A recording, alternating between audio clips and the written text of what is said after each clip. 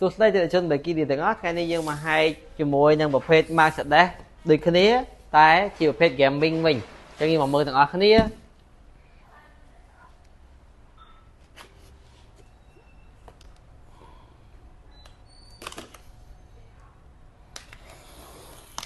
បាទអែមខ្លាំងមែនតើ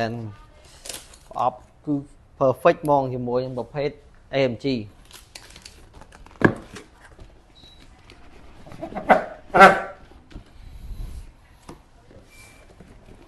វ៉ាវស្អាតមែនប្រអប់អញ្ចឹងយើងមកមើលខាងក្នុងទាំងអស់គ្នា